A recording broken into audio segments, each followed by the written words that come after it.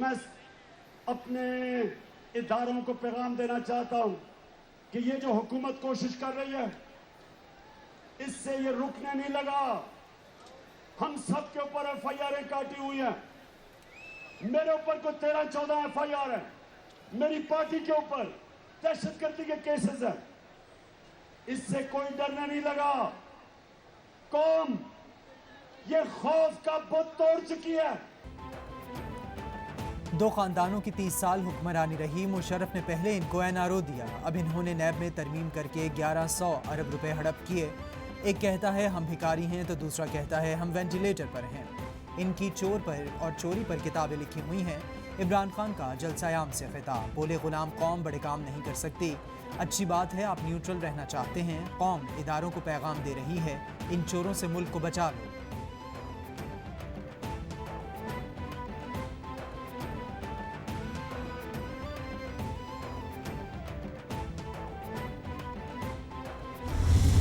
एक चोर ने अपने बेटे को चीफ मिनिस्टर बना दिया। एक चोर ने अपने बेटे को वजीर मवासलात बना दिया। एक बच्चे को वजीर खारजा बना दिया बेटे को, और दूसरा डीजल अपने भाई को गवर्नर लगवाना चाहता है KPK में। 30% महंगाई बढ़ी। ये चोरी बचाने के लिए आए हैं। इन्होंने नैब खत्म किया, इन्होंने अपने केसेस खत्म किए। ये आपकी खातिर नहीं है, ये मुल्क की खातिर नहीं आए हैं, ये अपनी चोरी बचाने आए हैं। एक चोर ने बेटे को वजीर आला, दूसरे ने वजीर मवासलात बना दिया। एक चोर ने बेटे को वजीर खारिजा बना दिया। महंगाई की शरह 30% बढ़ गई। मुल्क को अबतरी और बेहतरी इसी में है कि फौरी इलेक्शन करवाए जाएं। शेख रशीद का जलसायाम से खिताब, परवेज़ खटक बोले इमरान खान को मुबारकबाद देता हूँ।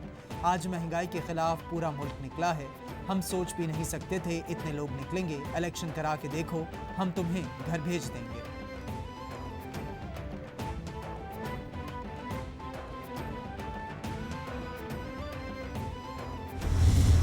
मुस्लिम लीग नून इजाफी बिजली बनाने के कारखाने 2018 में लगा कर गई थी।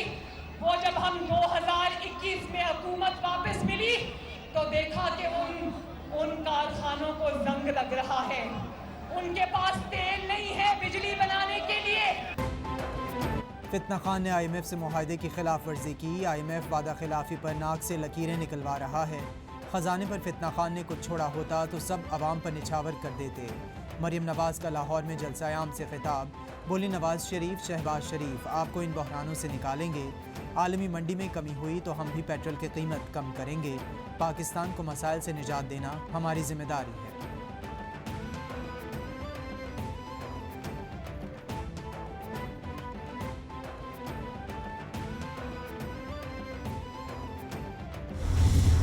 I was in power for almost 4 years. The first 2 years our country went through very difficult time. We inherited a bankrupt economy, one of the biggest current account deficits in our history. That can be easily Googled. Next year came the COVID-19. So first 2 years we really went through, the country went through bad time, like, you know, in the second, everyone all over the world suffered during COVID-19. हमारी हुकूमत के पहले 2 साल मुश्किल थे, लेकिन आखिरी 2 सालों में हम माशी तरक्की 17 सालों की बुलंद तरीन सतह पर लाए।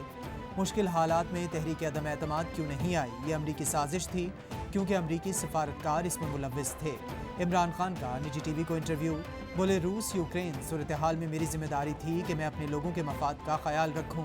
मुस्तकबिल में रूस से तेल, गैस और गंदम लेना चाहते थे।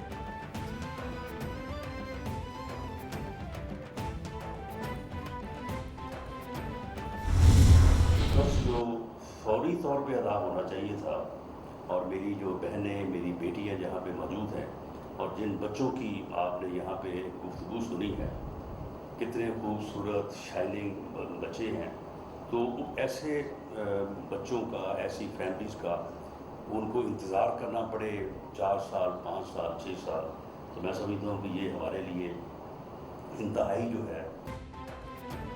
3 साल पहले IMF से मुआहिदा गलत और ताख़ीर से किया गया, अब $1 अरब के लिए IMF तिगनी का नाच नचा रहा है। वज़ीर दाखिला राना सनाउल्लाह का तंज, बोले हर तरह से कोशिश की कि तेल की कीमत ना बढ़ाई जाए, मगर सूरत हाल ऐसी थी कि मुल्क डिफ़ॉल्ट की तरफ जाए। जब तक सब सर जोड़ कर नहीं बैठेंगे मईशत का मसला हल नहीं होगा। सिर्फ फर्द वाहिद अनारकी फैला रहा है।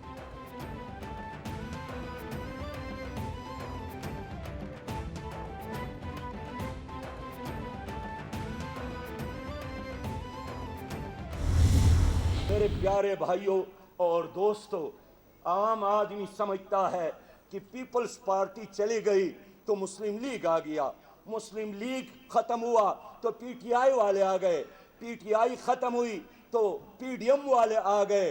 लेकिन सही बात यह है कि कोई न आता है न जाता है, पहरेदार बदलता है, चौकीदार बदलता है।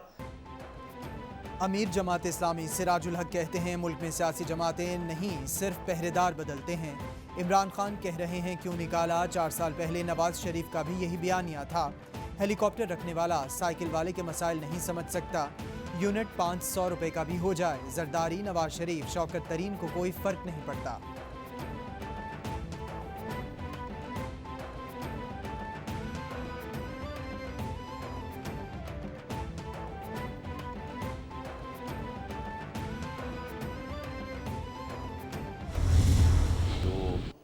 ऑपरेशनल नीड्स हैं इस्लामाबाद पुलिस की, उनको भी जो है वो पूरा करने के लिए 140 मिलियन की इब्तदाई रकम जो है वो फराहम की गई है।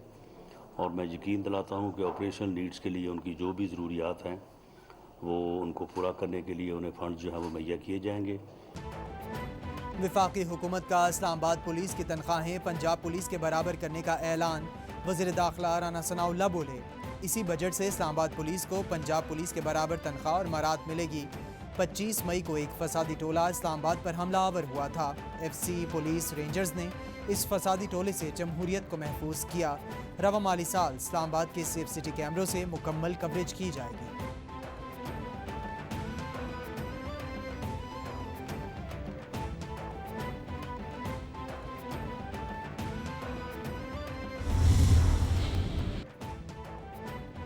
वज़ीर आज़म शहबाज शरीफ से वज़ीर आला हमजा शहबाज की मुलाकात, रुकन कौमी असम्बली उस्मान इब्राहिम, सूबाई वज़ीर और दीगर वज़रा मलिक अहमद ख़ान और अता तारड़ भी हमरा थे। मुलाकात में पंजाब हुकूमत की कारकर्दगी और अवामी फलाह बहबूद के मंसूबों के हवाले से तबादला ख्याल किया गया।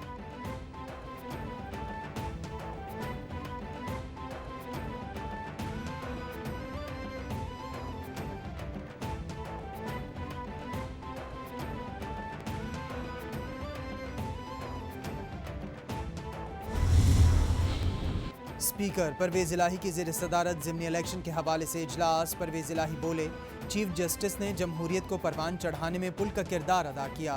फैसले से शफाफ इलेक्शन कराने और धांधली रोकने में मदद मिलेगी। 22 जुलाई को इलेक्शन में कामयाब होंगे। महंगाई ने आवाम का जीना मुहाल कर दिया, गरीब का कोई ख्याल नहीं करता। ज़िमनी इलेक्शन में PTI उम्मीदवारों की सपोर्ट कर रहे हैं।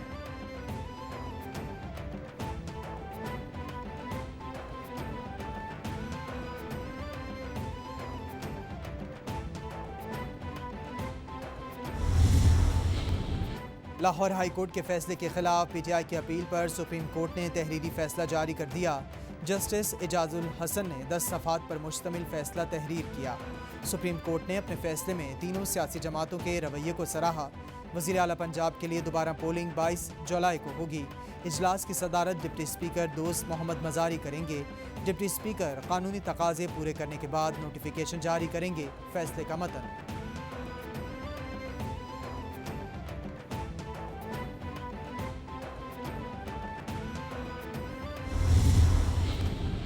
ज़िमनी इलेक्शन के हवाले से चीफ इलेक्शन कमिश्नर की सरबराही में पंजाब सेक्रेटेरिएट में इजलास।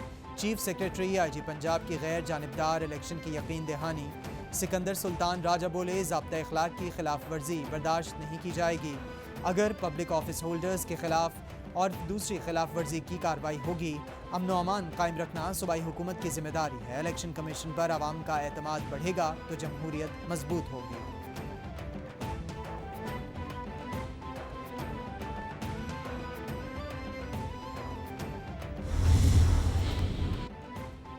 वज़ीर आज़म शहबाज शरीफ की इत्तफाक हस्पताल लाहौर आमद मौलाना फजलुर रहमान की आयादत की गुलदस्ता पेश किया। वज़ीर आज़म का मौलाना फजलुर रहमान की अच्छी सेहत के लिए नेक ख्वाहिशात का इजहार। शहबाज शरीफ की अस्पताल इंतज़ामिया को मौलाना साहब के बेहतरीन इलाज की हिदायत।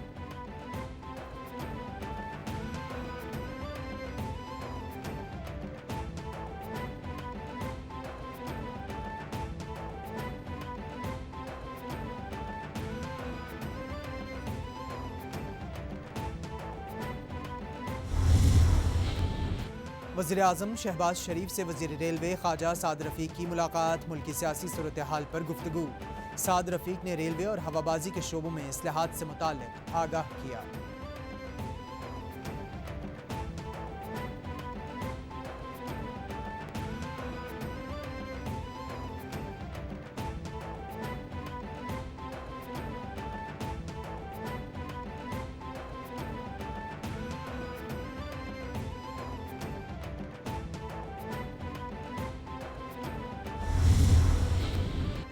ग्रीन पावर तक अवामी रसाई के अमल को आसान बनाने के लिए हुकूमती इक़दामात। शमसी तवानाई के मनसूबों पर काम का आगाज़ कर दिया गया। शाहिद खाकान अब्बासी की ज़ेर सदारत सोलर एनर्जी बारे कायम टास्क फोर्स का अहम इजलास। वज़ीर इत्तलात मरियम औरंगज़ेब बोली, कमेटी ने मुल्क में सोलर एनर्जी की पैदावार बढ़ाने के लिए इक़दामात का जायज़ा लिया। सब्सिडी वाले इलाकों में सोलर प्लांट्स लगाने का फ़ैसला किया गया। सोलर एनर्जी के कारोबार पर मराद देंगे।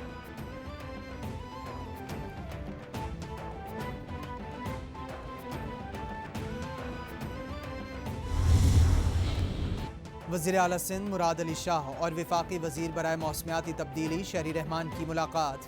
मछली की अफजाइश और समंदरी माहौल बेहतर करने पर इत्तफाक। मछली को महफूज करने के लिए कोल्ड चेन सिस्टम कायम किए जाएंगे। फिशरीज सेक्टर्स के लिए साफ पानी मुहैया करने के लिए पावर प्लांट्स लगाए जाएंगे। मुराद अली शाह बोले, इन स्कीम्स की सूबाई फोरम्स पे मंजूरी के बाद वफाकी हुकूमत को अरसाल किए जाएंगे।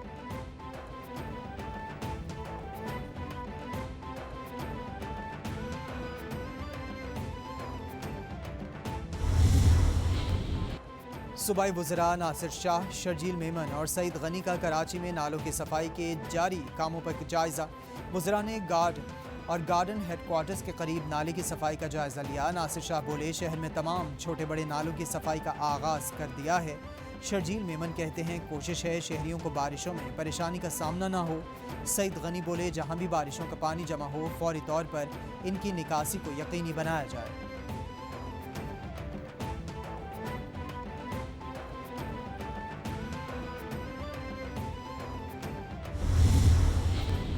शुमाली वज़ीरिस्तान के इलाके गुलाम खान कल्ले में सिक्योरिटी फोर्सेस का सर्च ऑपरेशन। 3 दहशतगर्द हलाक। ISPR के मुताबिक हलाक दहशतगर्द सिक्योरिटी फोर्सेस पर हमलों में मुलविस थे। दहशतगर्दों के कब्जे से भारी मिकदार में असलहा और गोला बारूद बरामद।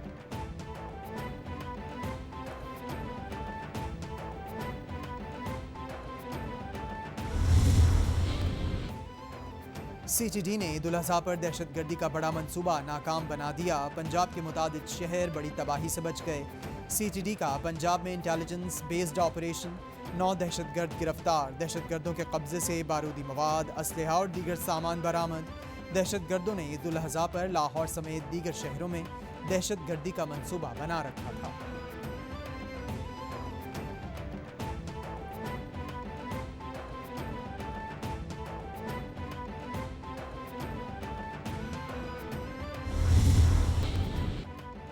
मौसम बेहतर होने के बावजूद लोड शेडिंग का जिन बेकाबू। शहरों में 12, देहात में 14 घंटे की बिजली की बंदिश जारी।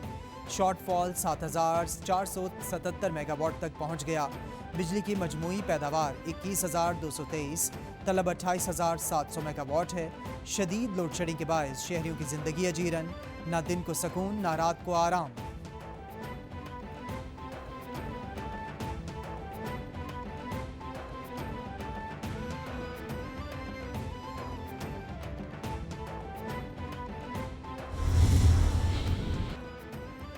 और कौमी क्रिकेट टीम के साबिक फास्ट बॉलर तनवीर अहमद ने सरफराज अहमद को D कैटेगरी में रखने पर सवाल उठा दिए।